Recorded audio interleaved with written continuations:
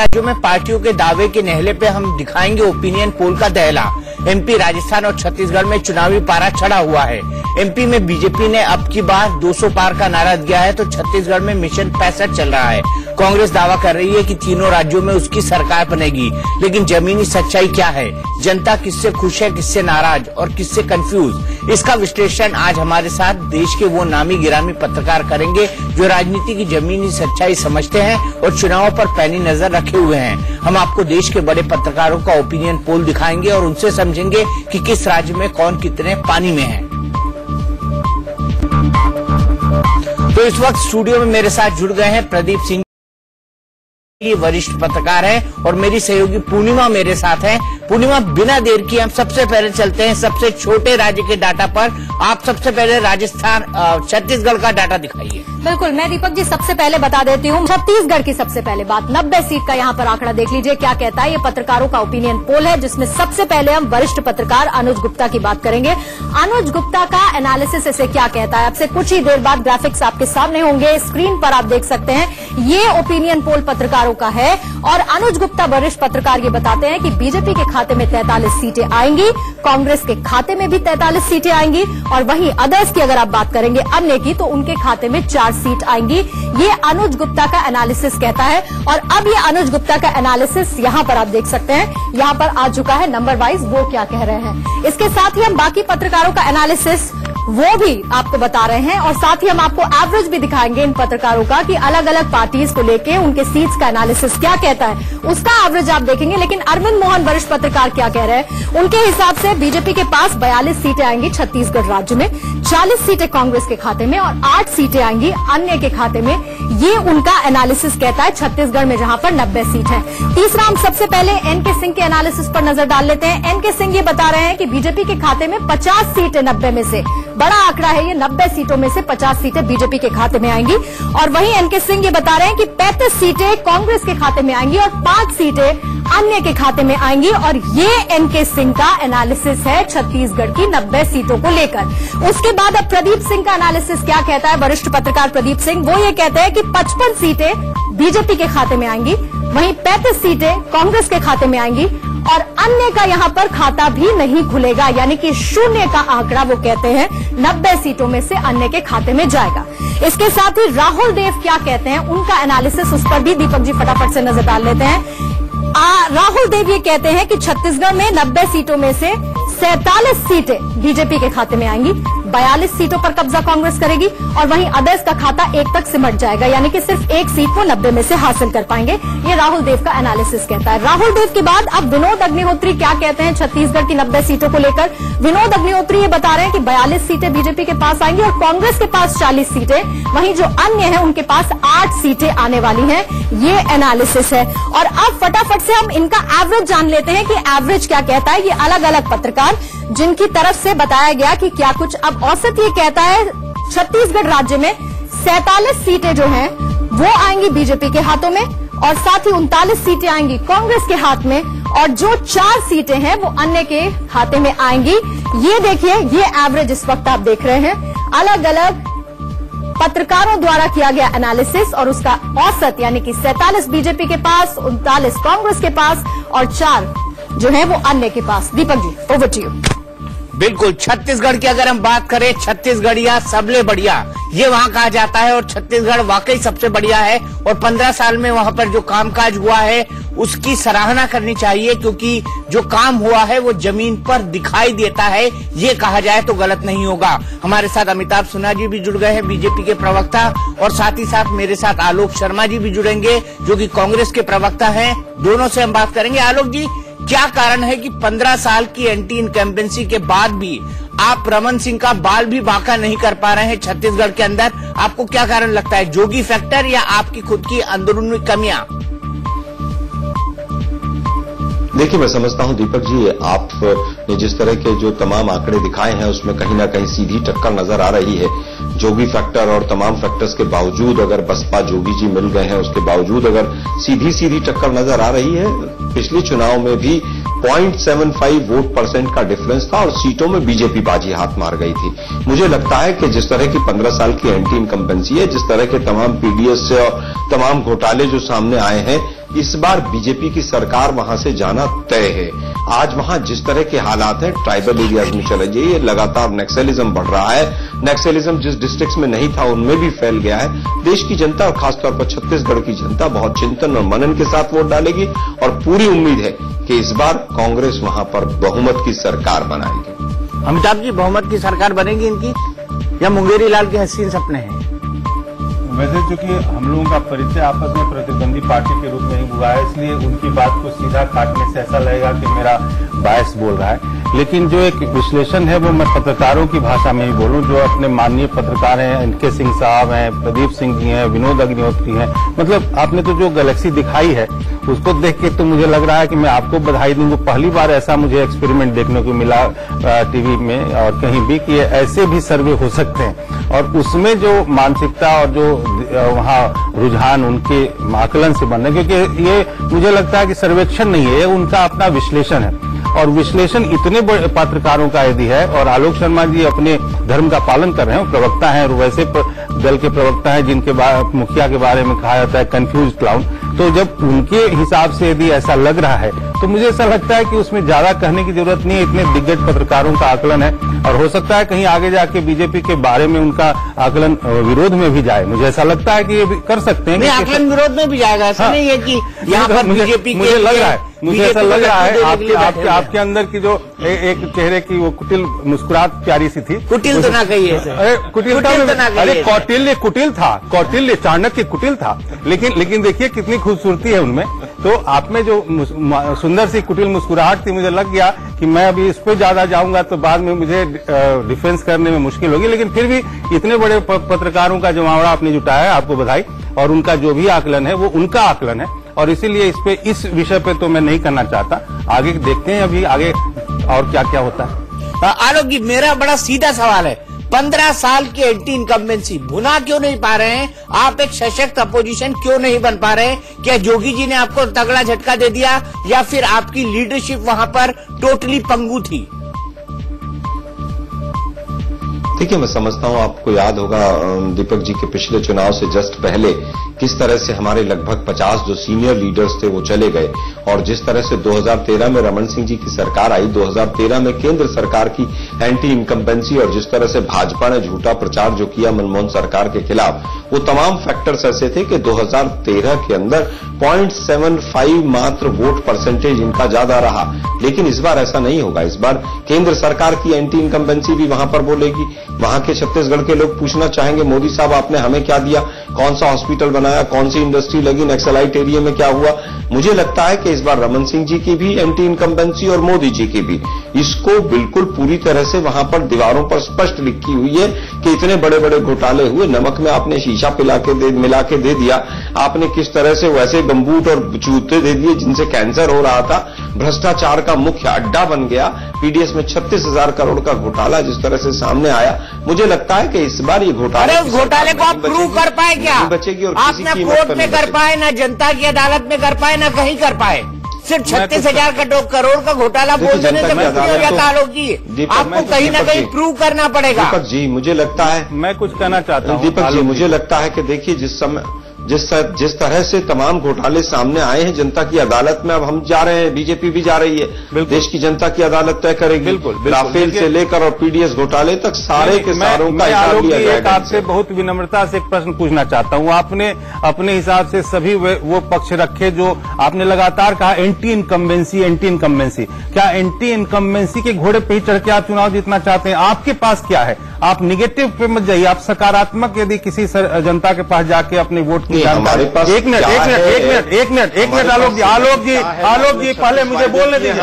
अरे पहले मुझे मेरा प्रश्न सुन लीजिए। अरे आपकी अधीरता जो है ना, आपकी विद्युता पे धब्बा लगाता है, आपकी विद्युता पे धब्बा आपकी अधीरता लगाती है। मैं आपकी सुन तो लो यार, मेरी बात सुन लीजिए। आपको तो पहले पता ही नहीं मैं दूसरा क्या चाहता हूँ। आप पहले मेरी बात सुन लीजिए ना, पहले धैर्य से। मैंने तो अपना उंगली उठाई और तब फिर पूछा।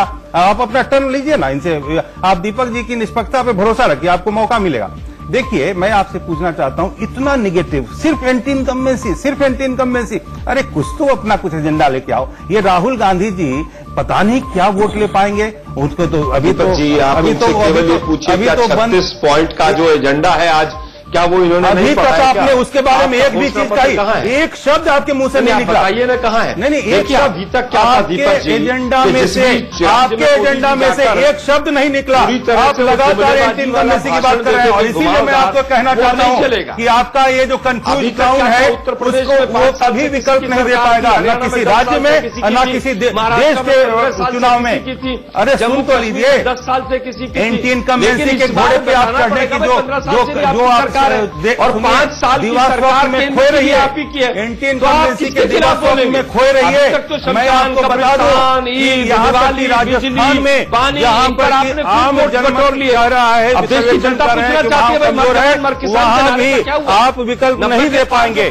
मैं आपको ये चीज बता दूं कि आज एक मिनट दोनों अगर इस तरह से झगड़ते रहेंगे तो बहस क्या होगी? मैंने तो अपना टर्न लेके बात किया, इनकी आदत है ये लगातार दूसरों को इंटरफेयर करते हैं। आप अपना टाइम लेके बात करिए आलोक जी, मैंने तो अपना समय लेके बात किया। आलोक जी संयम रखते हैं थोड़ा, अभी बहुत डाटा है, बहुत झगड़ा बाकी है, अभी बहुत झगड़ा बाकी है। सीधे चलते हैं पूर्णिमा के पास, पूर्णिमा खोलेंगी मध्य प्रदेश का राज। बिल्कुल दीपक जी, जितनी इंटरेस्टिंग ये चर्चा और जितनी इंटरेस्टिंग मध्य प्रदेश की राजनीति, उतनी इंटरेस्टिंग अब जो 6 बड़े पत्रकार देश के ये आंकड़े रख रहे हैं, उनका ओपिनियन पोल क्या कहता है वो हम देख लेते हैं। अभी देखिए ये पिटारा खुलेगा और इस पिटारे में से मध्य प्रदेश की 230 सीटों के लिए क्या निकल कर आता है। सबसे पहले एनालिसिस जो हम आपको बता रहे हैं वो अनुज गुप्ता को बता रहे हैं। अनुज गुप्ता ये बताते हैं कि 125 सीटें, बड़ी सीटों का यह नंबर है, 125 सीटें बीजेपी के खाते में आएंगी, 95 सीटें आएंगी कांग्रेस के पास और वहीं जो अदर्स हैं, अन्य हैं, वो 10 पर अपना खाता खोल लेंगे 10 सीटों के साथ। साथ ही अरविंद मोहन क्या कहते हैं? अरविंद मोहन ये कह रहे हैं कि बीजेपी के पास आएंगी 85 सीटें और कांग्रेस के पास बड़ा नंबर उन्होंने दिया, 135 सीटें आएंगी कांग्रेस के पास और 10 सीटें अन्य के खाते में आएंगी। ये अरविंद मोहन का ओपिनियन पोल बताता है। इसके साथ ही तीसरे पत्रकार एनके सिंह क्या कहते हैं? बहुत कम मार्जिन उन्होंने रखा है और उनका पिटारा खुलते ही ये बताता है कि बीजेपी के पास 120, कांग्रेस के पास 110, यानी कि सिर्फ 10 सीटों का अंतर और अन्य का खाता यहां नहीं खुल पाएगा। ये एनके सिंह का ओपिनियन पोल बताता है। वहीं प्रदीप सिंह ये कहते हैं कि बीजेपी के पास 120 सीटें आएंगी। ये पिटारा खुला प्रदीप सिंह का, 120 सीटें बीजेपी के पास, 90 सीटें कांग्रेस के पास और अदर्स के पास 20 सीटें आएंगी, 20 तक वो जा पाएंगे, ऐसा प्रदीप सिंह बता रहे हैं। राहुल देव कहते हैं कि जब उनका ओपिनियन पोल ये बता रहा है कि 230 सीटों में से 118 आएंगी बीजेपी के पास, वहीं कांग्रेस के पास आएंगी 112, यानी कि बहुत कम मार्जिन है दोनों के बीच में और अन्य का खाता यहां पर नहीं खुल पाएगा। इसके साथ ही विनोद अग्निहोत्री क्या कहते हैं वो भी इंटरेस्टिंग है। वो कह रहे हैं कि 95 सीटें बीजेपी के पास आएंगी, कांग्रेस पहुंच जाएगी 125 तक और अन्य के पास आएंगी 10 सीटें। ये बता रहे हैं विनोद अग्निहोत्री। अब ये औसत देखिए, सीधे गया ये औसत, यानी कि उनका एवरेज क्या कहता है। उनका ये एवरेज सबका लाइन से उनके बीजेपी कांग्रेस सदस्य के पास और औसत ये बताता है कि 111 सीटें मिलेंगी बीजेपी को, 111 सीटें ही मिलेंगी कांग्रेस को और अन्य के पास 8 सीटें आएंगी। ये एवरेज है इन 6 बड़े पत्रकारों का और ये है मध्य प्रदेश की 230 सीटों का हाल दीपक जी। यानी कि यहाँ पर देखिए साफ दिख रहा है कि बहुमत किसी के पास नहीं है, बहुमत किसी के पास नहीं है, लेकिन टच एंड गो की स्थिति है। सबसे पहले मैं आलोक जी के पास चलता हूँ। आलोक जी, एक लटकता हुआ फल है जिसे आपको तोड़ना है, लेकिन प्रॉब्लम यह है कि खुद राहुल गांधी ने 2013 के अंदर कहा था कि कांग्रेस ही कांग्रेस को हराती है मध्य प्रदेश के अंदर, तो इस बार भी कांग्रेस ही कांग्रेस को हराएगी, लक्षण दिखाई दे गए हैं। देखिए मैं समझता हूं कहीं ना कहीं जब ज्यादा लीडर्स हो जाते हैं और सब अपोजिशन लंबा हो जाता है, अपोजिशन का टाइम, तो इस तरह की स्थितियां पैदा होती हैं, लेकिन इस बार ऐसा नहीं रहेगा। इस बार मध्य प्रदेश के आप खुद मान रहे हैं कि लीडर ज्यादा हैं, दोनों के अंदर आप खुद मान रहे हैं कि लीडर ज्यादा है। देखिए मैं मानता हूं दीपक जी मैं बिल्कुल साफ गोई से बात करता हूं, आपको पता है मैं बिल्कुल मानता हूं कि कहीं ना कहीं एक दूसरे की खींचतान में हमें 2013 में नुकसान रहा और जिस तरह का फायदा होना चाहिए था वो नहीं हो पाया। लेकिन इस बार ऐसा नहीं, इस बार टिकट डिस्ट्रीब्यूशन में भी माननीय राहुल गांधी जी ने जिस सख्ताई के साथ वहां पर काम किया है, जिस तरह से तमाम लीडर्स को हैंडल किया गया है और जो कांग्रेस के रियल कार्यकर्ता थे उनको टिकट दिया गया है, इसीलिए ज्योतिरादित्य सिंधिया लड़ लिए सर। आलोक जी, इसीलिए दिग्विजय सिंह और ज्योतिरादित्य सिंधिया जो है राहुल गांधी के सामने लड़ लिए। देखिए दीपक जी, कैलाश विजयवर्गीय जी अपने बेटे के टिकट के चक्कर में फेक लिस्ट तक निकाल देते हैं, मीडिया तमाम बता रहा है। हर पार्टी में इस तरह की खींचतान होती है कि मैं अपने सपोर्टर्स को ज्यादा से ज्यादा टिकटें दिलाऊं, और जब ज्यादा होती है जब पार्टी जीत की कगार पर खड़ी हो। तो मुझे लगता है कि आज जिस तरह से अब एवरेज भी आई है, इंडिया न्यूज के दर्शकों को बता देना चाहता हूं, ये समझ में नहीं आ रहा आलोक जी कि जो दीपक जी के प्रश्न का तो जवाब दीजिए। दीपक, आपने कैलाश विजयवर्गीय का नाम कहां से बीच में ले लिया? आपके पास ये फैक्ट है कि दिग्विजय सिंह और ज्योतिरादित्य सिंधिया के बीच में झगड़ा हुआ, ये एक फैक्ट है। और आप एक कयास लगाने वाली न्यूज चंडू खाने की खबर बता रहे हैं कि कैलाश विजयवर्गीय ने नहीं कैलाश विजयवर्गीय का नाम डालने का क्या मतलब है? प्रदेश आप पहले अपने गिरबान की बात करिए, दूसरों की बात मत करिए। आपको क्या लगता है, क्या आलोक जी क्या लगता नहीं है मध्य प्रदेश में हुआ जो आपके यहाँ खुद आपने स्वीकार किया ईमानदारी से टेंडर घोटाला इतना बड़ा हुआ मध्य प्रदेश रखिए घोटाला क्रॉस, अरे घोटाले की बात, अरे घोटालों को घोटालों को सरदार ये बोलने लगे घोटाला जी की सरकार इस बार नहीं गई। चोरों को सारे नजर आते हैं, चोर पुरानी फिल्मी गाने के हिसाब से मैं ये कहना चाहता हूँ कि घोटालों की बात आप लोग तो न करें। कांग्रेस के पास अब घोटालों की बात करने के लिए 150 सीटें कांग्रेस की आएंगी और कोई उनका मुंह नहीं है। मैं बता दीजिए, अभी ये जो दीपक जी का प्रश्न था उसने ऊपर में आइए, दीपक मैंने क्या प्रश्न पे आइए कि ज्योतिरादित्य सिंधिया और दिग्विजय सिंह में झगड़ा हुआ या नहीं, क्या उस पर मांगेंगे? क्या आप बताइए, पेट्रोल और डीजल के दाम इससे बढ़ा दिए, उस पर मांगेंगे क्या? जवाब तो क्या मध्य प्रदेश में सुसाइड रेट किसानों का बढ़ गया, उस पर वोट मांगेंगे क्या? नहीं, डॉलर की मैंने मान लिया, वो सब मैंने मान लिया, लेकिन मुझे सिर्फ इतना बता दीजिए कि राहुल गांधी के सामने दिग्विजय सिंह और सिंधिया क्यों भिड़ लिए, सिर्फ इतना बता दीजिए। देखिए, मैं समझता हूं उसको लड़ाई और भिड़ाई मत कहिए आप। वो तो क्या कहे अपनी सीटों के लिए वो अपने प्रयास कर रहे थे, वो अपने प्रयास कर रहे थे, मारपीट हो गई। नहीं, मुझे केवल ये बताइए कि कैलाश विजयवर्गीय ऐसा कुछ नहीं किया, पहले इसका जवाब दीजिए। कैलाश विजयवर्गीय का नाम कहाँ ले रहे कीजिए आप? अरे पहले समझता हूँ वहां पर कोई तरह का लड़ाई झगड़ा नहीं है। बात का अपने बेटे के टिकट के लिए उन्होंने क्या क्या किया हो आलोक जी देखा। मुद्दे की बात यह है दीपक जी, दिक्कत तो ये हो गई आलोक जी क्या हुआ उसमें? आलोक जी दिक्कत तो ये हो गई कि कमेटी पर कमेटी बनानी पड़ी, हुई है उस पर चुनाव होगा।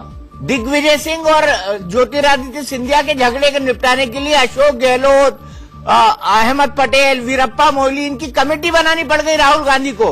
अब बताइए इससे बड़ी शर्म की बात क्या होगी कि एक राष्ट्रीय अध्यक्ष बैठा हुआ है। दीपक जी क्या कमेटी फिर भी नहीं सुलझा मामला? दीपक जी मुझे केवल ये बताइए कि मध्य प्रदेश के लिए यहाँ पर कांग्रेस ने कमेटी बना दी, इस मुद्दे पर चुनाव लड़ेगी क्या भाजपा? नहीं, आप 15 वर्षों में आपने क्या किया? लड़ाई है, लड़िए ना। आपके यहाँ सिन्हा साहब ने पिछले 1 घंटे में आपके यहाँ जयचंद है, बताई, आपके यहाँ मिर्जाफर है, क्या किया उन्होंने मध्य प्रदेश में? क्या किया? 10 कमियां गिनवा रहा हूं, में मिर्जाफर और जयचंदों की भरमार है। उनका ये हो गया दूसरे के घर में मत दूसरों की बात अपने घर पहले अपनी बात करो। आपके अंदर में खुद ही ऐसी बाजार मची हुई है।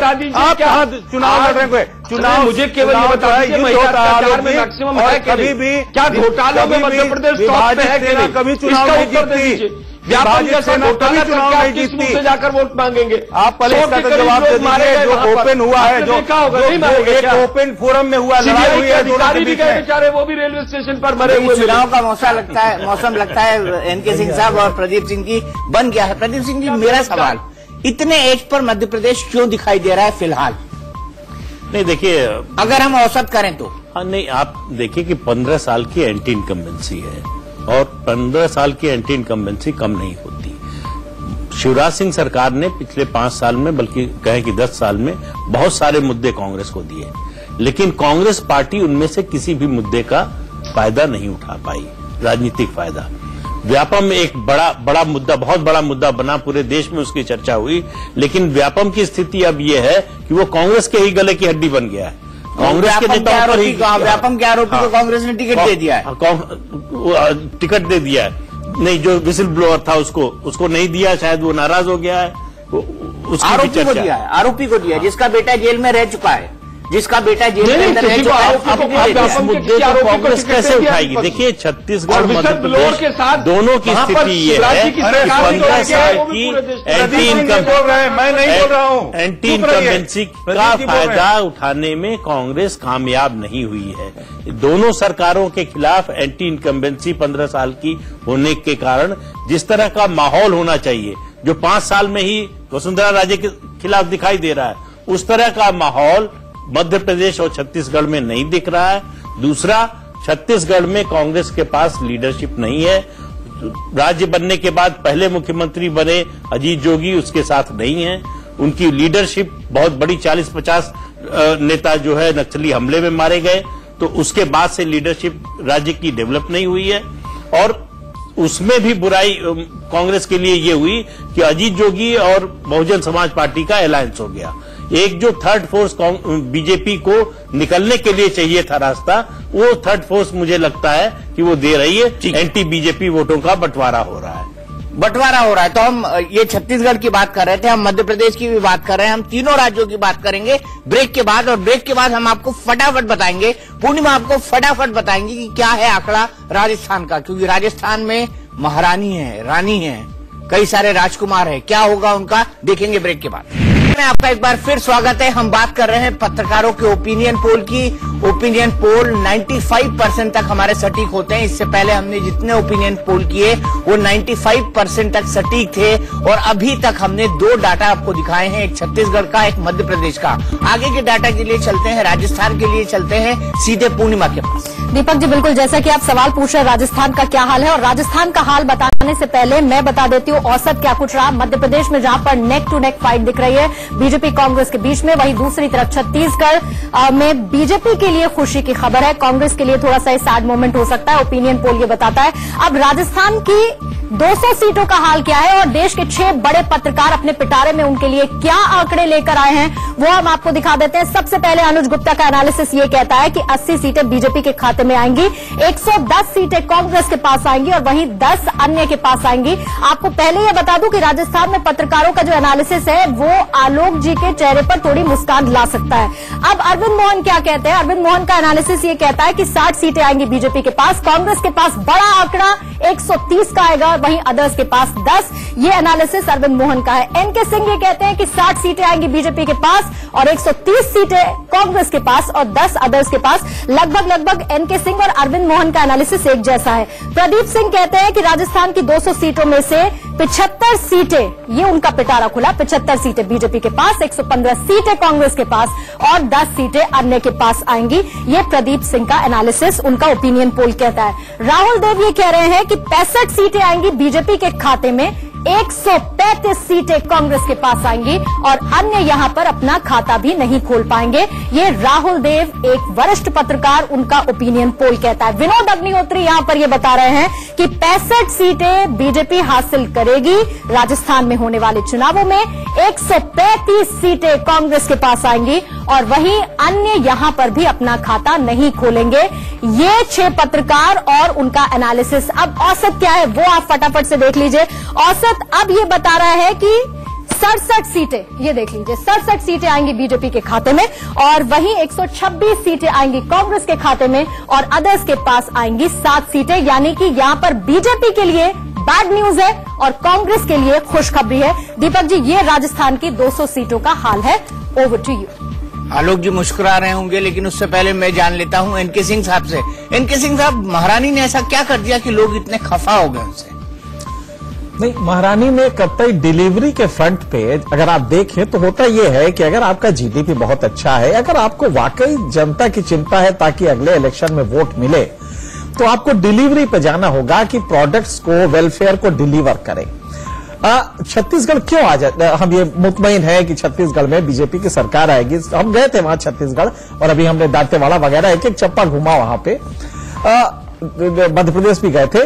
डिलीवरी के फ्रंट पे टेक्नोलॉजिकल इनोवेशन को, जो टेक्नोलॉजी है उसको अगर किसी एक राज्य ने गवर्नेंस में अप्लाई किया है, डेवलपमेंट में अप्लाई किया है, तो वो दमन सिंह ने किया है और उसकी वजह से यह है कि डिलीवरी पहुंच रही है।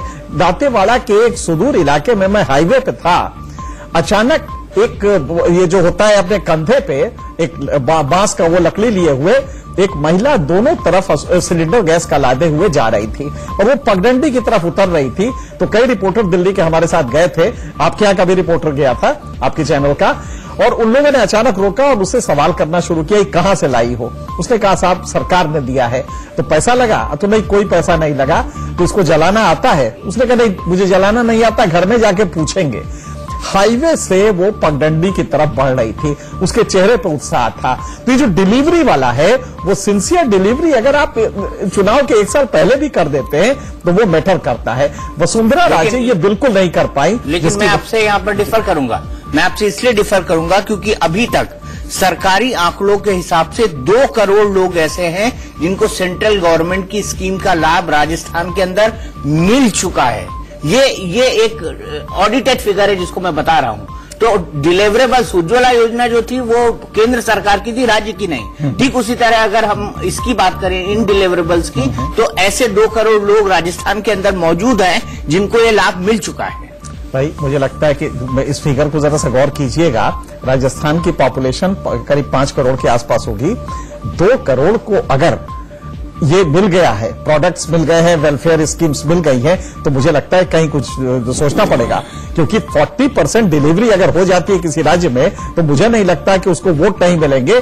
इस फिगर को मैं क्वेश्चन तो नहीं करूंगा, लेकिन क्योंकि राजस्थान के फिगर्स मुझे और भी डेवलपमेंट के मालूम है और उस फ्रंट पे जो स्टेट गवर्नमेंट का पार्ट है वो बिल्कुल नहीं हुआ है, डिलीवरी बिल्कुल नहीं वहां पहुंची है। खास करके हेल्थ एजुकेशन इस फ्रंट पे बहुत पुअर रहा है। इसके ठीक उल्टा छत्तीसगढ़ में ये डिलीवरी पहुंची है और खास करके जो आपका फूड स्कीम है जो पीडीएस कहते हैं उसमें आप ताज्जुब करेंगे कि 40 किलोमीटर से एक आदिवासी आता है और 40 किलोमीटर से आने के बाद 35 किलो अनाज लाद के और वो 2 दिन चलता है और वहां पहुंचता है, लेकिन वो अनाज मिलता है उसको। अभी कोशिश ये हो रही है कि अंदर भी जाए। तो मुझे लगता है कि ये एक प्लस पॉइंट है जो कि वसुंधरा राजे नहीं कर पाई हैं। और ऐसा नहीं है कि राजस्थान में गरीबी नहीं। हाँ, दूसरा ये कि आपको याद होगा अभी 2 महीने पहले की बात है कि राजस्थान में आपका ये जो लहसुन होता है, लहसुन की खेती की उस आदमी ने और ये माना कि जो 3500 रुपए क्विंटल बिक रहा था अब की बार भी बिकेगा।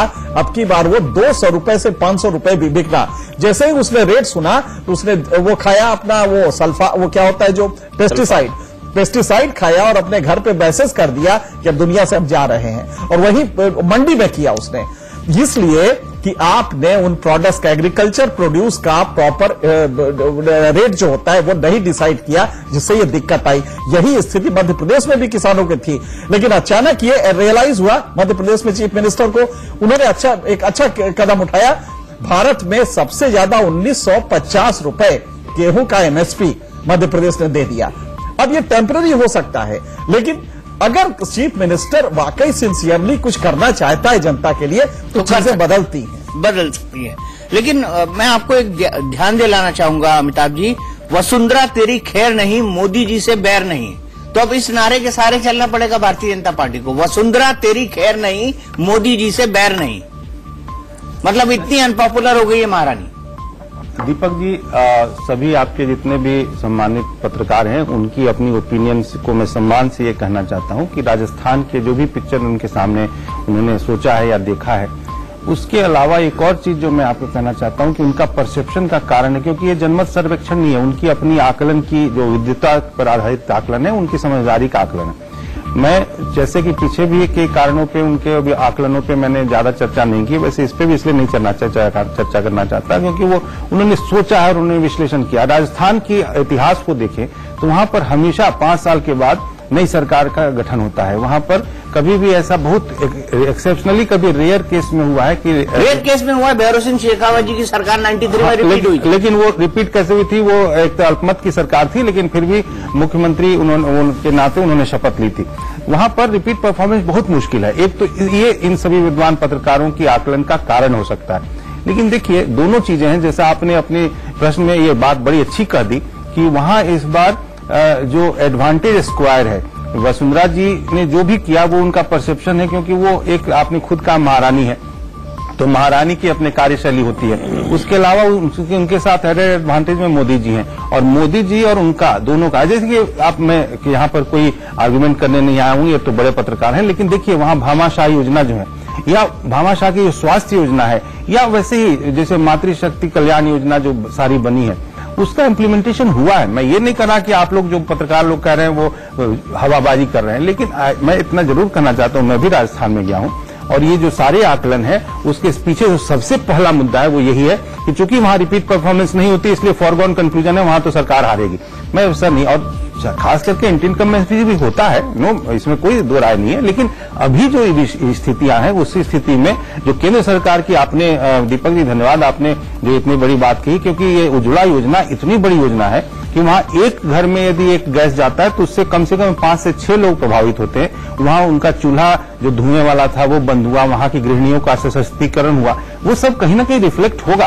और साथ में जो मातृशक्ति कल्याण योजना, देखिए राजस्थान का चुनाव जो है वो ये लगता है कि आप जो अभी नारा आपने दिया वो प्रधानमंत्री की एक सभा में ही नारा लगा था, वसुंधरा तेरी खैर नहीं, मोदी जी से बैर नहीं। हाँ, तो ये स्थिति निश्चित एक परसेप्शन बना है, और वो परसेप्शन बना है वसुंधरा राजे के व्यवहार के कारण और उनके अफसरों के व्यवहार के कारण, और वो परसेप्शन गलत नहीं है, तो उसका असर भी है जनता में।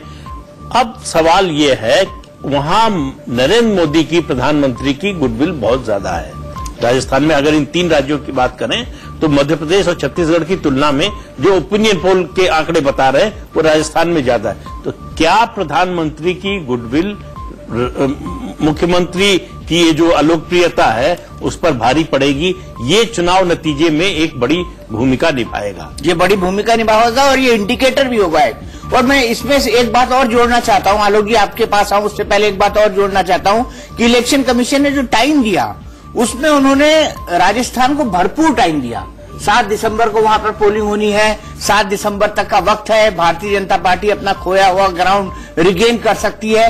लेकिन सब कुछ होने के बावजूद आलोक शर्मा जी, आपकी वहां भी खच्चर फंसी हुई है। एक तरफ सीपी जोशी है, सीएम बनने के लिए तैयार बैठे हैं, दूसरी तरफ अशोक गहलोत सीएम बनने के लिए तैयार बैठे हैं, तीसरी तरफ सचिन पायलट तैयार बैठे हैं। तो इतने सीएम के बीच तो जनता कंफ्यूज हो जाएगी ना, कंफ्यूज किया गए आप उनको।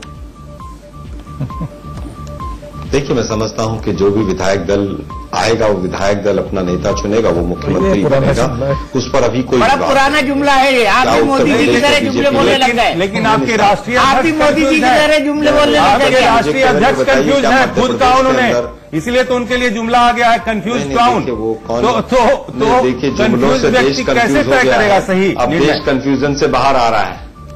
चलिए, अब देश कंफ्यूजन से बाहर आ रहा है। मैं 2-3-4 आंकड़े दीपक जी देता हूं इंडिया न्यूज के दर्शकों को।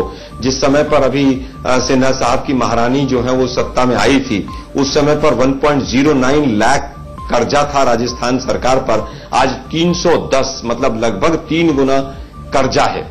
8 लाख ऐसी योजनाएं हैं, छोटे काम है जो वहां पर गांव के अंदर पेंडिंग पड़े हैं। SC/ST के ऊपर अत्याचार में 1st नंबर पर है, महिला के ऊपर अत्याचार में 2nd नंबर पर है। पिछले 5 साल में कहां के आंकड़े देखिए आलोक जी, किसी नेशनल चैनल पे चंडू खाने की खबरें मत सुनाइए। नहीं, लगातार आप गलत आंकड़े, ये मिथ्या भाषण है। नहीं, आपके एग्जैक्ट पॉइंट्स में बता रहा हूं, अब तो आपको यकीन होगा नहीं होगा। मैं भी बोलना शुरू करूं, सही आंकड़े तो आप दे दीजिएगा।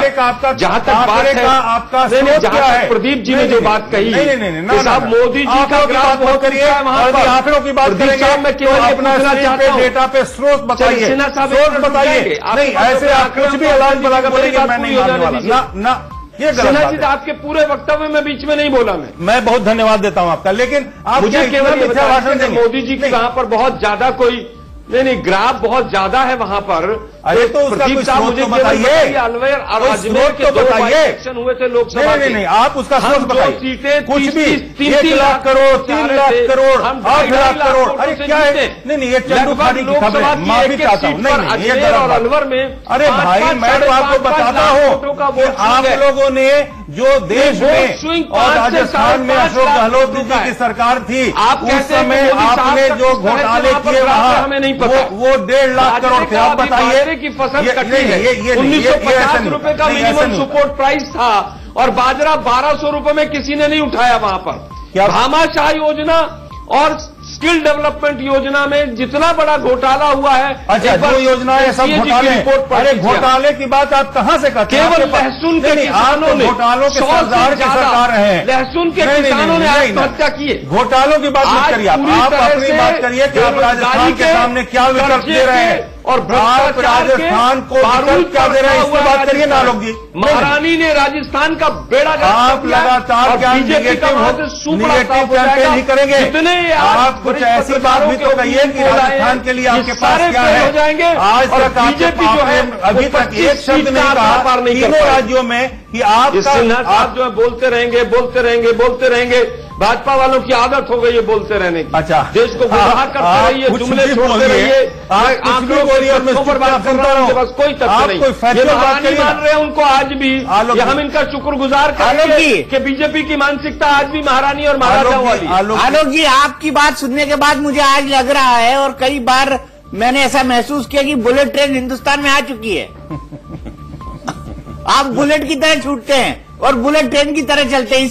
नहीं दीपक जी, बिल्कुल देखिए ना, मैं इसी लाइटर नोट पर एक ब्रेक लेते हैं। ब्रेक के बाद हम आएंगे, तब विश्लेषण हमारा जारी होगा। हम बात करेंगे बिग पिक्चर की, 2019 की, क्योंकि 2019 को भी समझना 2018 के परिप्रेक्ष्य में बेहद जरूरी होगा कि आखिरकार 2019 के लिए किस तरह के समीकरण इन तीनों राज्यों से निकलेंगे। हैं तो 5 राज्य, लेकिन हम 3 की बात कर रहे हैं, इसलिए इन 3 पर बात करेंगे क्योंकि हिंदी हार्टलैंड के राज्य हैं और यहां से भारतीय जनता पार्टी का काफी कुछ दांव पर लगा हुआ है। एक ब्रेक दहला पर आपका एक बार फिर स्वागत है। आप हमारी स्क्रीन पर देख रहे हैं किस राज्य में क्या होने जा रहा है। हम सबसे पहले छत्तीसगढ़ की अगर बात करें तो वहां बीजेपी आसानी से सरकार बनाते हुए दिख रही है। मध्य प्रदेश का मामला फंसा हुआ है, 111 दोनों को है। बहुमत का आंकड़ा 115 का है, 116 का है। और अगर हम राजस्थान की बात करें तो वहां बहुत ही कंफर्टेबली कांग्रेस सरकार बनाती हुई दिख रही है। अब हम बात कर लेते हैं कि इसका केंद्र की राजनीति पर क्या असर पड़ेगा। आलोक शर्मा जी, क्या आप जो काठ की हांडी चढ़ाने जा रहे हैं? आलोक शर्मा जी,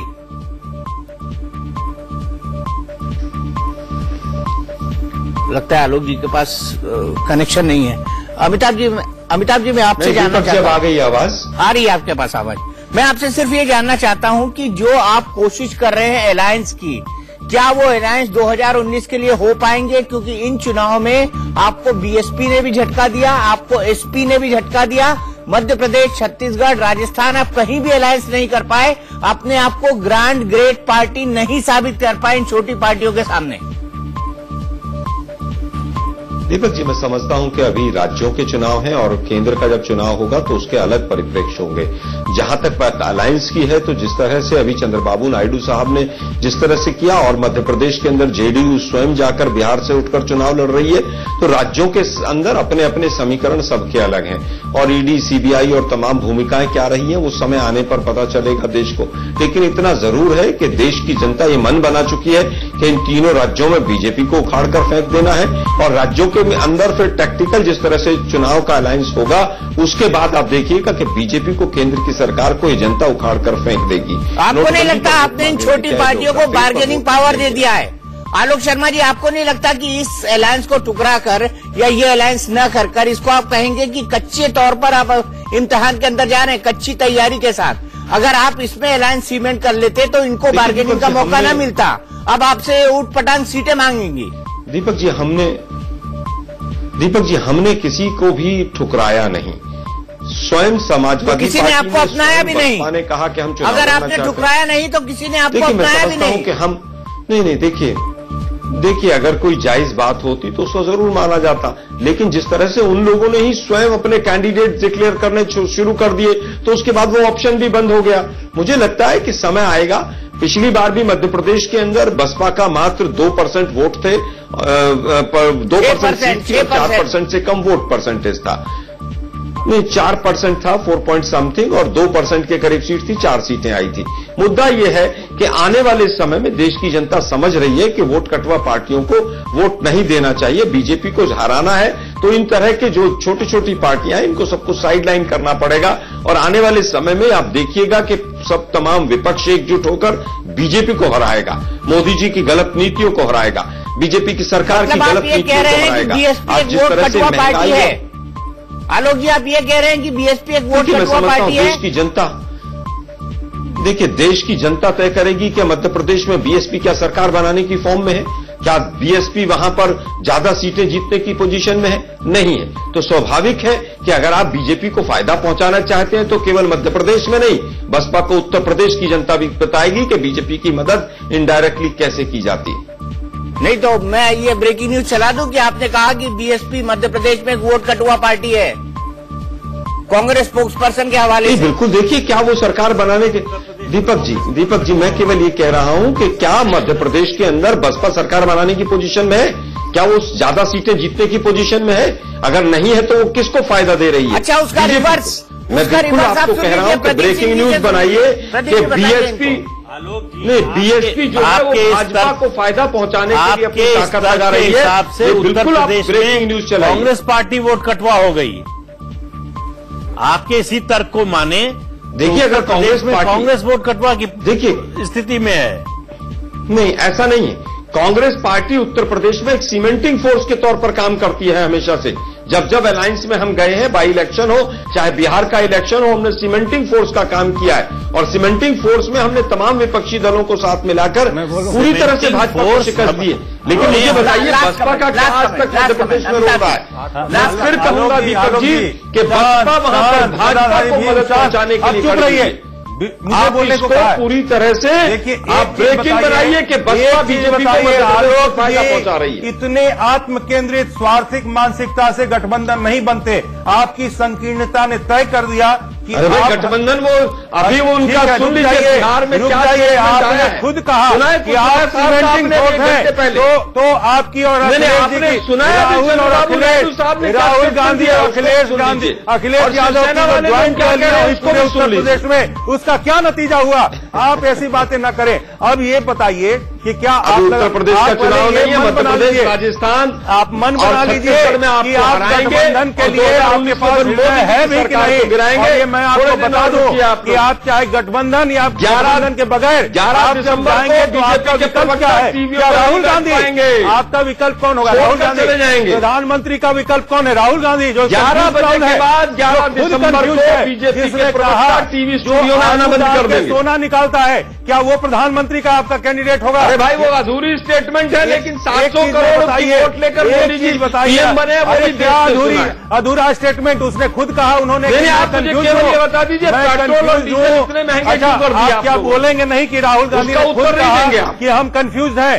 और दूसरी बात, कंफ्यूज तो मोदी साहब है, पूरे देश को गुमराह किए चले जा रहे हैं।